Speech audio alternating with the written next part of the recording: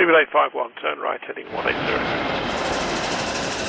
14 Papa, turn right 245, report localizer established 27. Another day and another video with multiple different topics to cover that to me and I hope you are going to be of great interest.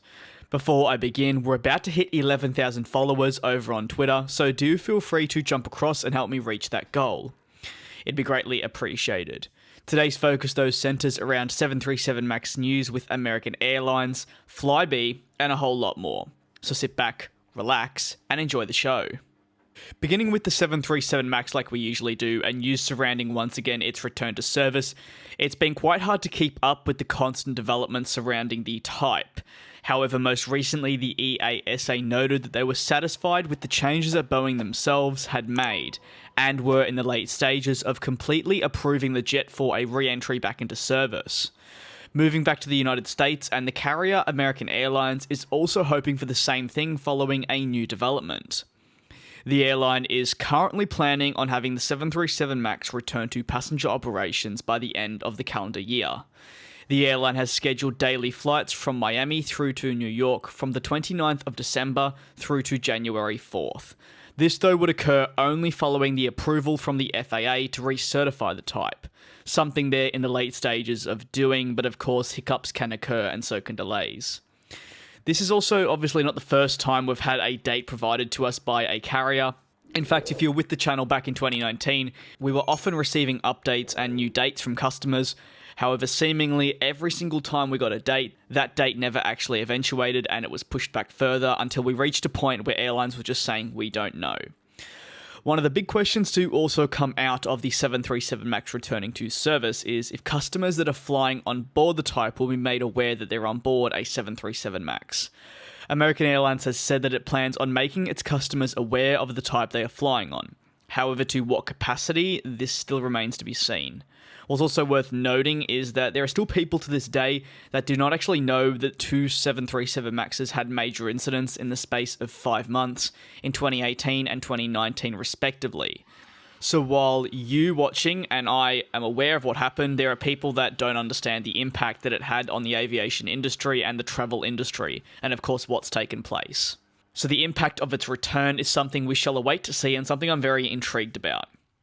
Flybe collapsed in March, so at the beginning of the global pandemic really here in the UK. They weren't a small carrier by any means, and this is despite the type of aircraft they flew. Of course, wide bodies being absent. In fact, they ran close to 50% of total regional flights within the UK, which in turn saw them carry up to 8 million passengers a year. They were the lifeblood for so many regional airports throughout the UK, and in some cases for these airports, the only true commercial service. So the collapse wasn't just felt at Flybe, but also surrounding areas and communities. However, that could be looking to change, as they may restart operations as early as what's being quoted as next year, following the emergence of a former shareholder buying all the remaining assets and noting that the carrier would start smaller than we previously knew it, but nevertheless restarting. Thankfully, in March when the airline did collapse, some airlines quickly stepped in and helped replace the removed Flybe routes. However, it still hasn't been to the same extent of what Flybe had, especially their network. The problem is, while this deal sounds very exciting, there's still lots of obstacles that need to be overcome before we can even see Flybe flying again. This can start at something as simple as the operating license and whether it is still valid. The operating license was revoked originally, but it's crucial as it allows Flybe to fly into certain airports where slots are tricky to come by. For Flybe, really the only two airports where slots are tight are Manchester and London. Slots at these airports, and especially Heathrow as we know, are incredibly high. Even after that though, lots more needs to be approved and organised before we can even think for sure about seeing Flybe in our skies. However, one can only hope that we see their return, as they were a pivotal part of the aviation industry within the UK and home to over 2,000 employees. JetBlue yesterday saw their first A220-300 rollout of the paint shop, and it's truly beautiful. The aircraft sports a new fancy tail design and was produced at the US facility in Alabama. JetBlue has said that they expect their first A220-300 to arrive with them before year's end.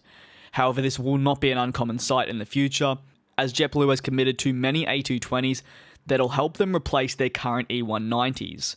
JetBlue notes that this type should be fully retired by 2025. The carrier will see up to 70 of the A220s arrive into their operations in the coming years, following an order that took place in mid-2018. When the pandemic eases and we can properly get back to flying, do you think you'll be getting on board a JetBlue A220? Let me know down in the comment section. With all that being said, I do hope you enjoyed this video, once again covering some rather interesting topics within the aviation industry in this condensed format, which I've had a lot of good feedback about. Stay tuned for tomorrow's video, and as always, I do appreciate all your continued support that you show here on the channel as we approach 300,000 subscribers.